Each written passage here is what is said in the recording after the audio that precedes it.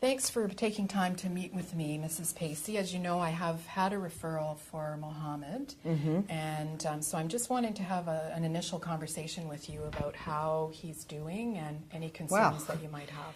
Okay, this is my third meeting about Mohamed this week. Okay.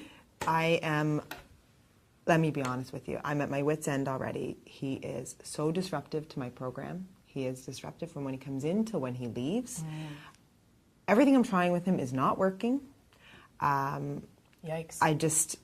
It's October and I don't know how I'm going to get to June with this kid. Absolutely. That's going to be really tough with him and then all the other kids that you're dealing with in the classroom. So you've got this one child who's probably taking a lot of your time and attention and probably driving you crazy. He's pretty much driving me crazy.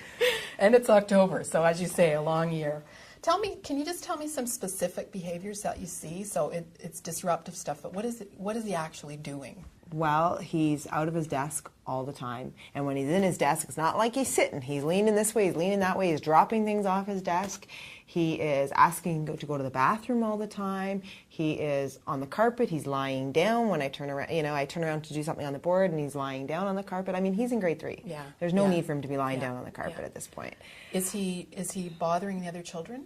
Does he do sort of mostly stuff himself? He bumps into the kids. They're moving to get a piece of paper, and there you go. Sarah's on the ground because Mohamed's knocked her over. And, I mean, the kids are getting pretty fed up with it. Okay. They did some mural work the other day, painting, and it was beautiful, and then Mohamed went and spilled the paint on it. I mean, it's these sort of things. And, So you're not the only one that's having trouble with Mohamed in class? No, definitely not. Okay. He sounds like a bit of a bull in the china shop kind of. Well, he is, and I think, it's just, he's just wants to be the center of attention all the time, and... he can't be that way. Can't be that way. You've got probably, 28 kids in your class? Yeah, 26 kids. 26 kids, yeah. Okay. I guess one of the things we always try to figure out, behavior in children is a form of communication, right? They're trying to tell you something. And so we're always trying to figure out what is it they're telling me. So what is your sense of why you think he's behaving like this? Is it just to get your attention, or what's your theory? I think he likes to be the center of attention. Okay. I think he wants everyone to be noticing him. I think he wants to think that he's the guy, he's the funny guy, he's the guy that everyone wants to be friends with, even though, let's be honest, that's not the case. Okay. But, I think he spills the paint because then he wants to be in control of that, like, I'm the one that wrecked that. And, I think he really wants the attention on him from me, from his peers. Okay. I think he likes that we have all these meetings about him. He knows. He gives me that look when I'm leaving the classroom because he knows I'm meeting about him. Meeting about him again. Yeah. Okay. I guess one of the things I'm thinking about is, I think, as you know, he has coordination difficulties. He's been diagnosed with something called developmental coordination disorder. Is that something you've heard of before? I saw that in the OSR, and I've heard, I keep hearing now DCD, DCD, DCD for every kid that's clumsy, and I'm not particularly convinced. Okay. I think what I'm wondering about is, some of the behaviors that you're describing to me, I'm just wondering if there's a link to the coordination problems. Because certainly some of what you're describing is typical for kids that have a coordination disorder, because they really do have trouble moving around through space, being careful. They're always knocking things over, knocking their milk over at the dinner table, dropping things all the time. So I don't know, because I haven't seen Mohamed in class, and so I'm wondering if I could make a time to come in and watch, and so that I can sort of get a sense of some of the things that are happening in class. Because I guess one hypothesis is that he wants to be the center of attention, and he's doing these things intentionally. Another hypothesis is that he really is not doing them intentionally. This is his coordination difficulties that are causing him to do some of these things. And the other piece of that is by grade 3, a lot of the kids that have coordination difficulties start to get pretty skilled at avoiding. So I have to do seat work. It's really hard for me. I have so much trouble printing and getting anything down on paper. I'm going to bug the kid next to me, or I'm going to snap my pencil, so I have to go sharpen it. And I'm going to just do all of these things to avoid doing the task, which is really hard for me. So some of it is unconscious, and some of it's actually conscious avoidance. So I'm going to act out. Avoids. Yeah.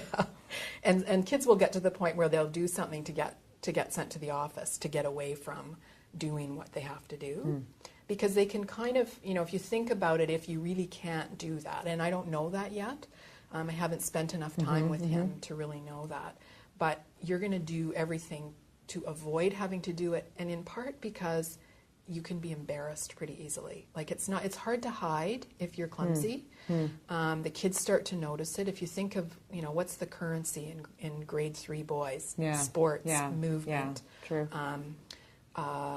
Things like if you have a lot of trouble handwriting, it's very obvious. Other kids see your work and think that looks like something a kindergarten kid would do or a grade 1 kid would do. Or if your artwork gets posted on the wall, everybody can go and look at, we see Mohamed's work.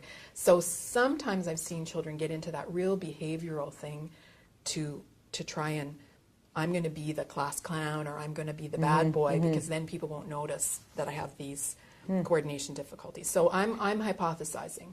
That's based on seeing lots of kids with coordination difficulties, not necessarily seeing Mohamed. So I'm what do we do then? Well, one of the things that we can do, I think if I can come into the class, and it's ideal actually because I haven't met him yet, if I can come in and observe your class and he doesn't even really know that I'm there to see him, so that I'd see a typical day with him, a sort of typical period of time with him.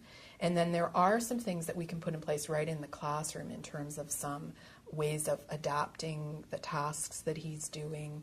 One of the things I can give you to just glance through before I come, and then we can talk through more specifically, is this handout is designed for kids in grade 3 and 4. So it talks a little bit about DCD, and it sounds like you've already heard lots about DCD, so that may not be as interesting to you. But what we've done is sort of identified the types of things that you typically see these kids having difficulty with, and then so what are some of the strategies that you can do that will help them to be more successful. So I'm wondering if we almost do it like an experiment, that if we try to make some of these changes, if we went with, let's hypothesize that it's the coordination problem that's leading to the behavior problem. Well, it's a behavior problem, but it's kind of the why is he behaving. I certainly don't doubt that it's a behavior problem, but it's the why. If we tried some of this stuff and saw that it made a difference in his behavior, that might tell us we're on the right track. Because it sounds like, you're an experienced teacher. You're using lots of the strategies that you've used with other kids that have worked, and you're not seeing changes in his behavior. And as you say, it's October, long year. Well, I'm certainly...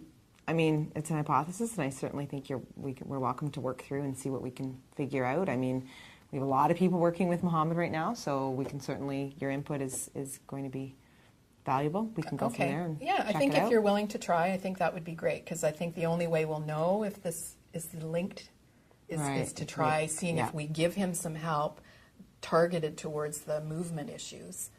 Does that do anything in terms of his cooperation and his, reducing the disruptions? And we should probably really try to track it. So, really look at, like, maybe we can do a very quick sort of checklist or something like that, or, count the number of times your attention is having to be drawn back to Mohamed and really see, like almost kind of an experiment, a pre and post. Let's try some of these things, see what difference it makes, and really know if it's working or not. Sure, I'll give it a go. Okay, that'd be great.